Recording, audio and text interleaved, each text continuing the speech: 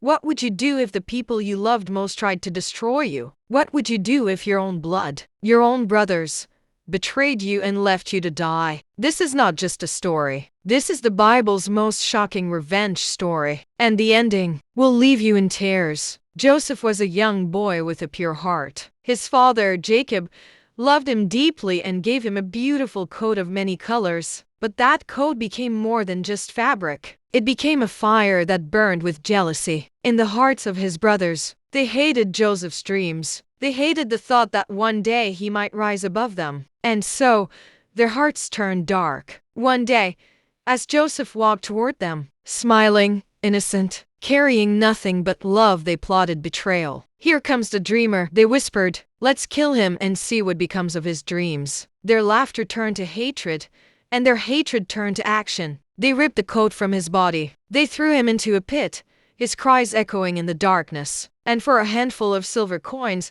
they sold him to strangers. Imagine the horror in Joseph's eyes as his own brothers turned their backs on him forever. Dragged into Egypt, Joseph was no longer a beloved son, he was a slave. But even in slavery, he worked faithfully in the house of Potiphar. Yet betrayal found him again. Potiphar's wife, burning with desire, accused him of a crime he did not commit. And once more, Joseph was cast down, this time into prison, forgotten, abandoned, alone.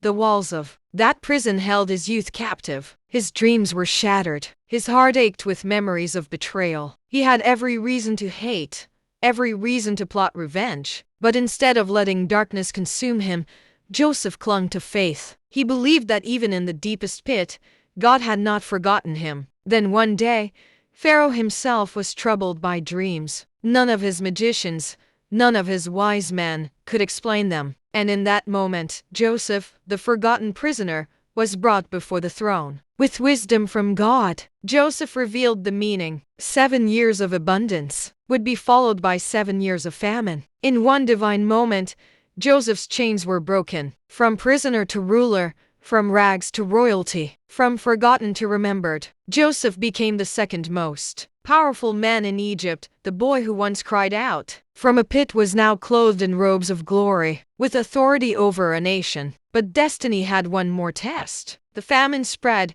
and people from every land came to Egypt seeking food. And among them were Joseph's brothers. They bowed before him, desperate, weak, begging for grain. The same men who once mocked him, betrayed him, sold him now stood helpless at his mercy. The perfect moment for revenge. His heart raced. Memories of the pit, the chains, the prison filled his mind. He could have destroyed them with a single word. He could have crushed them beneath his power. This was the moment every betrayed soul dreams of. But Joseph held back. He tested them. He watched their hearts, their words, their regret. And when he saw their willingness to protect each other, when he saw their sorrow for what they had done, Joseph could no longer contain his pain. He turned away and wept. His cries shook the walls. And finally, he revealed himself. "I am Joseph, your brother, the one you sold into Egypt." Fear froze their hearts. They expected judgment, punishment, death. But Joseph's voice broke with tears as he whispered,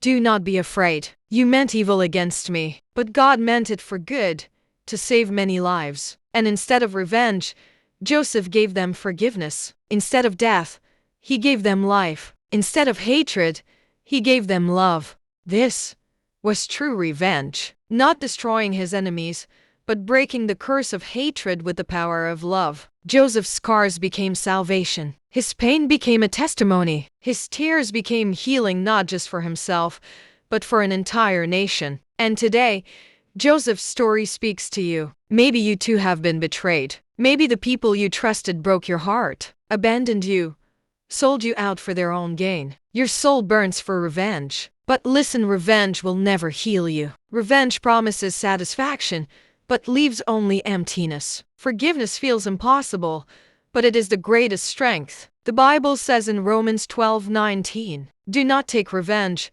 for vengeance belongs to the Lord." Joseph forgave, and because he forgave, nations were saved. His story whispers to every heart, do not let hatred define you. Do not let betrayal destroy you. Let God turn your scars into blessings. Rise above your pain and let forgiveness become your victory. If this story touched your heart, stay with us on Inner Bloom. Here, we share powerful Bible stories that heal, inspire, and change lives. Together, we rise through forgiveness, and together, we bloom in the light of God's love. If you like this story and want to hear more, please don't forget to like, subscribe, and press the bell icon. Your support means the world to us and keeps us motivated to bring you more inspiring stories.